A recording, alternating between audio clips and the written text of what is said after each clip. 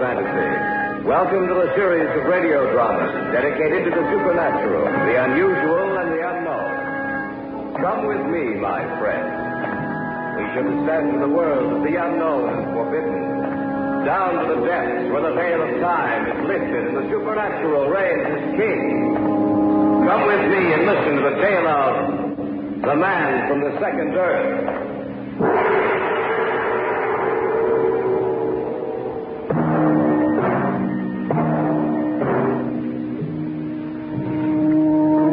Only when we gaze out at the limitless reaches of space that we get any true perspective of man's place in the universe.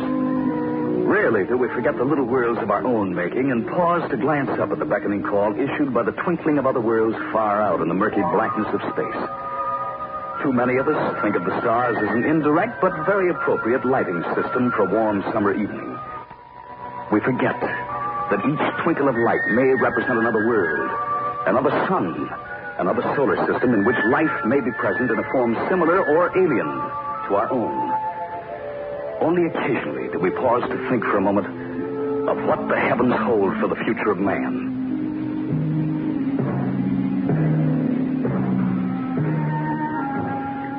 Carl Rasmussen was an associate of mine at the Research Institute. Though engaged in different fields of research, a strong friendship developed between us. Besides his work at the Institute, Carl was engaged on a project of his own, the study of the strange radio waves which emanated from various parts of the Milky Way. I didn't realize how far he'd progressed in his hobby until that day in the cafeteria. And that's the extent of the progress we've made so far in our department. I think you're doing pretty well. I guess so. Bruce, you know about my work at home. Yes, of course. Why don't you come over tonight? What's happened? You know, I've been trying to trace down the point at which those radio waves originate. Yes. Well, I've done it. Do you know what causes them? Yes, I do. What? An intelligent thinking being. Are you sure? I'm positive. And I've been able to decipher the message you're sending. Have you told anyone else about this? Not yet. I want to be absolutely sure beyond a doubt. That's why I want you to come over this evening. It's just that I wonder whether Sharon will enjoy having me over again. Oh, she knows all about it. I want you there, Bruce. I want you to be the first to know what I've discovered.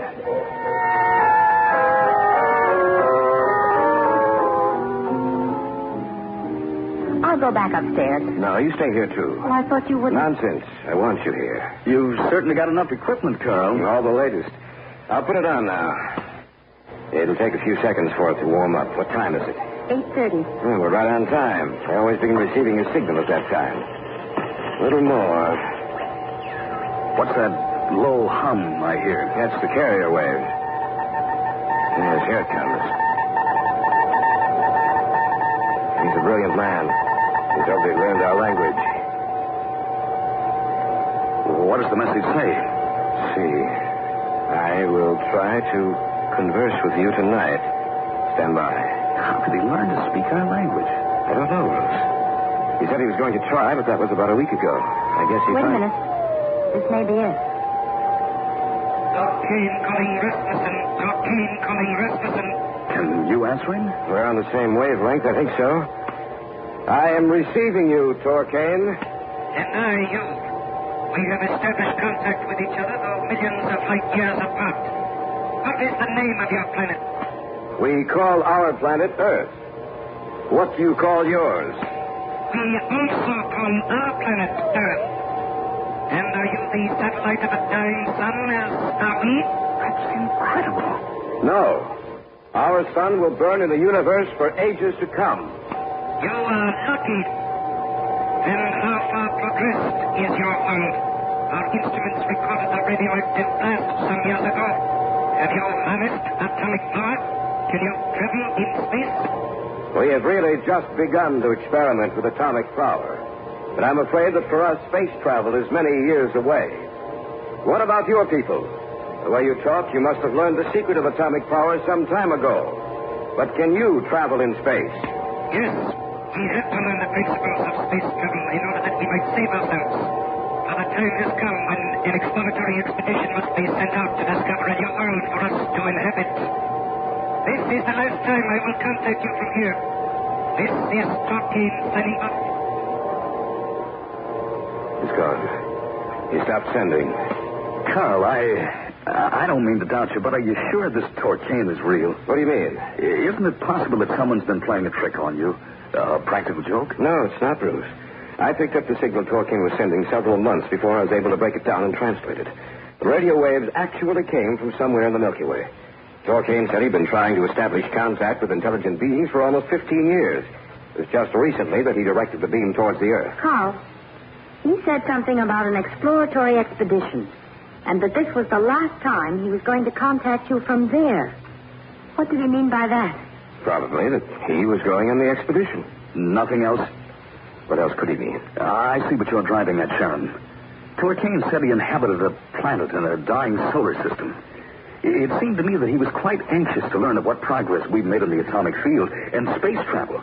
Why would he want to know if we've mastered it? Probably because he was curious. I should think he'd be more curious as to what kind of life exists here, any number of things, before he'd even think of space travel. That's right. And he also said that their instruments had recorded a radioactive blast some years ago. Seems to me they've been studying the Earth for a long time. And why should they study our planet so closely unless the exploratory expedition intends to come here to get a first-hand view of the Earth? You mean you think he intends coming to the Earth? Yes. Well, then, think of what that'll mean to us, Bruce. Obviously, they're centuries ahead of us in technological progress. Think what they can teach us. But what if they don't want to teach us, Carl? What if they want to conquer us, to destroy us? Well, why should they want to do that? Because their sun is dying. They must find a new planet to inhabit or die with it. I think Bruce is right. I don't think so. I think he's like most of us, afraid of anything new. If Torcaine does come here, I'm sure it'll be in peace.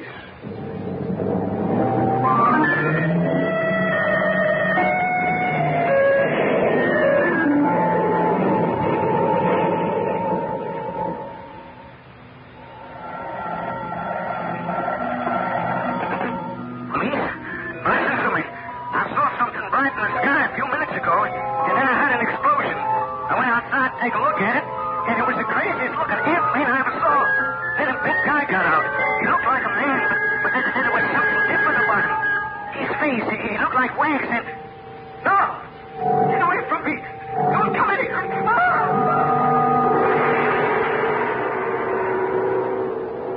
We'll return to the Hall of Fantasy and the tale of The Man from the Second Earth in just a moment.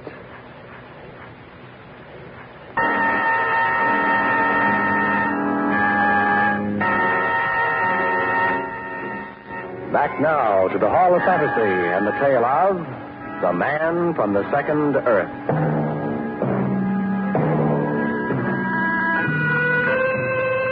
It was almost 5 weeks later that the report appeared in the papers concerning the mysterious disappearance of the farmer who had called the police. The story leaked out and the newspapers carried the headlines, "Who Was It?" blazoned across their lead pages. At the time, I didn't connect the farmer's disappearance with what had gone before, but I learned soon that there was a definite connection.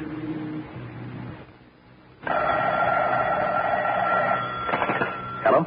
May I speak to Bruce Marshall? This is Bruce, Sharon. Oh, Bruce. Bruce, I wish you'd come over tonight. I'm afraid something's going to happen. Is anything wrong? Not yet. But last night, Carl received a call from someone. I don't know who it was, and he wouldn't tell me anything about it. Well, that's nothing to get worried about. I'm not so sure about that, Bruce. Did you read the report in the papers about the farmer? Yes? Do you think they have arrived? I don't know. That's why I want you to come over tonight, Bruce. I want you to see Carl and talk to him before it's too late.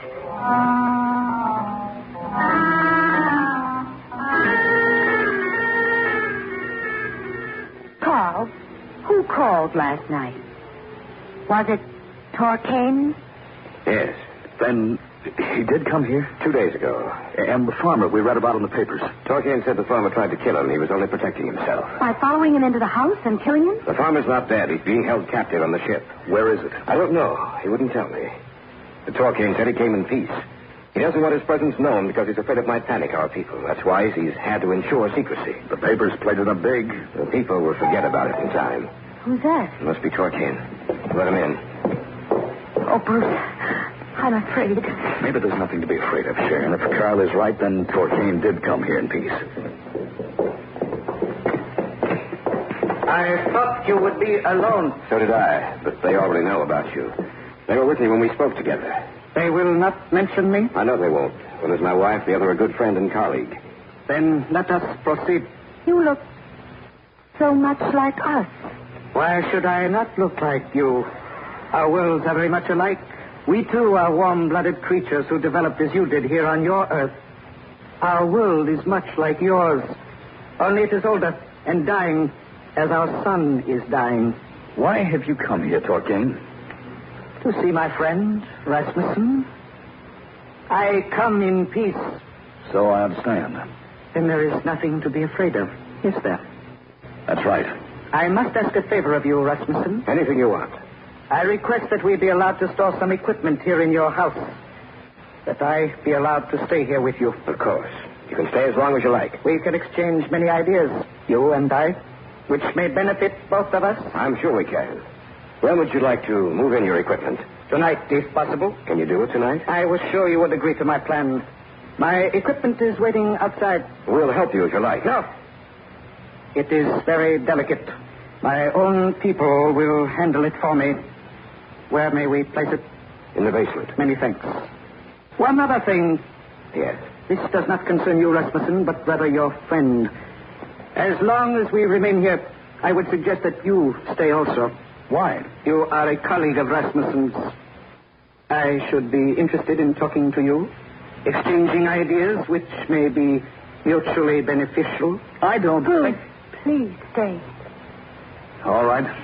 I'll leave now and come back tomorrow with my things. Let me know where your possessions are, and one of my people will get them for you. I should hate to have you leave us tonight. Now I will tell my people to bring in our equipment.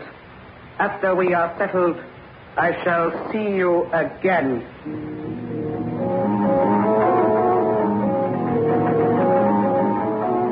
Bruce, what time is it? Almost 11:30. Oh, Carl is still down there with them. I wish he'd come back upstairs. He hasn't been gone long. He'll be back up in a minute. Bruce, did you notice Torquain's face? Waxy and shining. It didn't seem real. It looked like a mannequin one might see in a store. And, Bruce, maybe I imagined it, but I thought it changed while he was in here, that it took on new lines, new features while he was talking to us. Yes.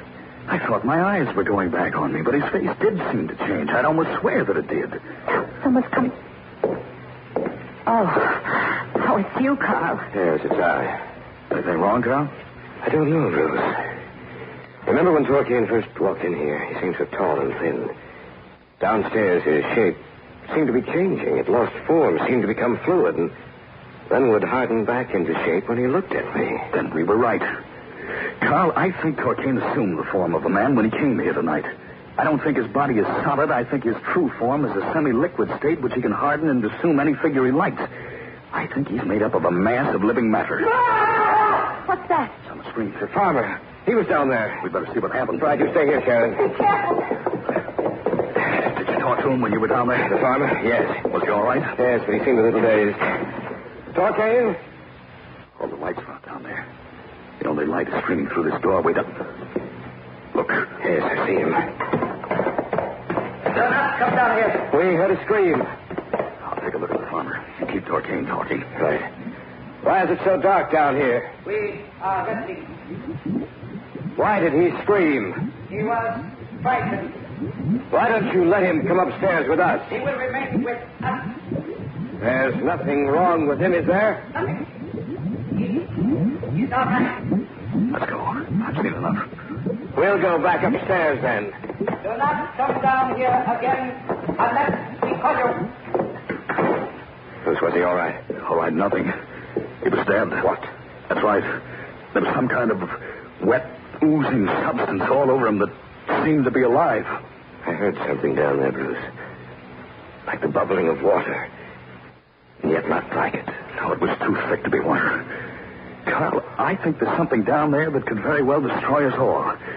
This thing you spoke to from the other planet Earth isn't a man at all, but an oozing, undulating, living mass of matter bent on our destruction.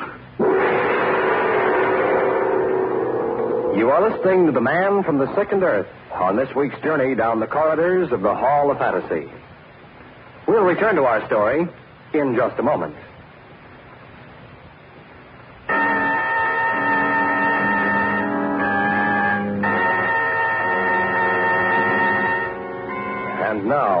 back to our story. An original tale of fantasy featuring Jim Amici, entitled The Man from the Second Earth. We stood there in the hallway beside the door which led to the cellar and the thieves that were downstairs. Carl and I had heard a scream, and when we had gone down there to investigate, we found the farmer lying dead on the stairs. This thing you spoke to from the other planet Earth isn't a man at all, but an oozing, undulating, living mass of matter bent on our destruction. When we saw him, he looked like a man. I know. Evidently, they can solidify themselves when they need to, can assume any shape they desire, but they can't hold it for long intervals of time because the features change, melt into each other.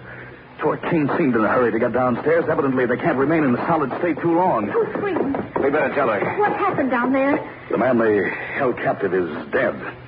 Then they're not friendly. No, they're not. What are we going to do? Well, I'm going to call the police.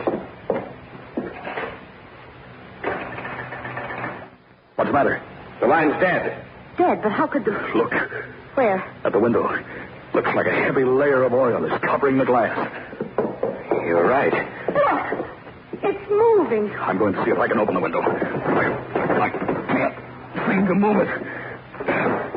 Stuck tight. What about the doors? Don't even bother. We won't be able to open them. Torcaine took care of that, too. But we have to do something. Should never have established contact with him. He'd have established contact with someone else then. Evidently, the conditions here on our planet are equivalent to the conditions that prevail on theirs. But there must be other planets in the universe where the same conditions exist. In all the vast reaches of space. Surely there must be others that approximate the Earth. That's right. They must have come here for a definite reason. But of all the planets in the universe, why would they choose ours? I can explain that to you. Oh, he's right in back of us. How did you get up here? I came up quietly. I did not want to alarm you. What about the farmer? What about him? Is he still all right? Yes? You're lying. He was dead when we left him. You know then. Yes. What did you do to him? That is one of the answers as to why we came to your Earth. By coincidence, we named our planet Earth also. But life on your planet followed a different evolutionary pattern than did life on ours. Your life developed from the one-celled creature spawned in the depths of the sea. You became the animal you call man, with its disadvantages of never being able to change your form. We still are the protoplasmic beings that once you were. Only we developed along that evolutionary line, and you did not. That still doesn't explain why. I am coming to that. You live on energy converted from plant and animal life. So do we. So why did you come here? Because the slow death of our sun has destroyed all but a small portion of the plant and animal life on our world. There is not enough heat, and we can no longer sustain ourselves. On your planet, there is an abundance of both. On your planet, we shall establish a new world. What are you doing? Lighting a cigarette. That is what you call fire? Let me see it. The matches? Why? I want to see them. Here. I thank you. On our world, we never had a use for these. It is like a tiny sun. How brightly it glows, and it is too warm. You shouldn't have held it so long, Torcaine. I do not like this thing you call fire. Look, Carl. His hand. It's melting. You have not much longer to live. Enjoy your last minute. What does he mean? He means they intend to kill us soon. We've got to get away from here. How? What can we do? There must be some way to destroy them. How can you destroy a living mass of matter? Let's try to figure it out logically. They left their own planet because their sun was dying and unable to support adequate life. They fear the cold, so they'd freeze into a solid and be unable to move. But it's the middle of summer, and we don't have any refrigeration equipment downstairs. I know, but what's the opposite of freezing? Heat. Boiling. Burning. That's right. Did you notice what happened to his hand when he was holding that match? Yes, it began to melt. That's right. And he seemed afraid of it. I think there are only two ways to destroy these beings. Either to freeze them or to burn them. We can't freeze them. But we can burn them. How? This house will burn. But we can't get out. We'll burn with it. Maybe not. The window wouldn't move, but it might break. We can get out that way. But what if it won't break? That's the chance we'll have to take. Let's start ripping the curtains and drapes down, Bruce. They'll burn the easiest. Right. Let's go. I'll go open the gas burners in the kitchen. Good girl. That'll help it along. I'll be right back. Pile them up over here alongside the wall. All right. There. I just hope the rest of the house catches. So do I. If it catches and the gas gets dense enough, it should explode. There's some more over here. Sharon! I'm coming. Hurry! I've got everything and open in there. The oven, the burners, everything. I can smell it from here. Well, that's the last of the curtains. Look, seeping under the doorway.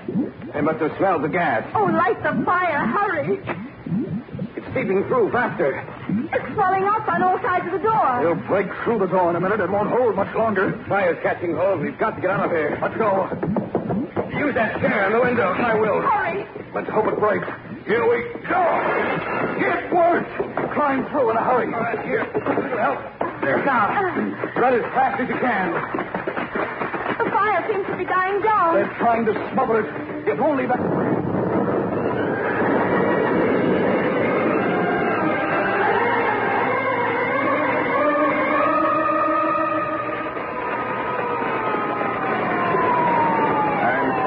Your house, Mr. Rasmussen.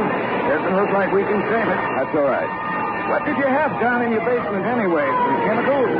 Yes. I've never seen anything burn like that before. Yeah, I'd better get back. Well, I didn't think we would. I'll never forget it as long as I live. But it's over. Yes, for a while. Who can tell what will happen in the future?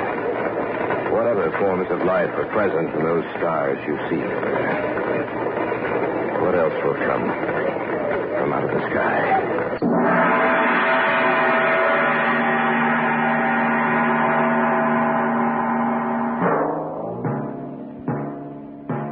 So runs tonight's tale of the unusual, the terrifying, the unknown. Join us again when next we journey down the corridors of the Hall of Fantasy to hear another strange tale of the supernatural. All characters and events portrayed in these programs are fictional, and any similarity to actual events or persons, living or dead, is purely coincidental.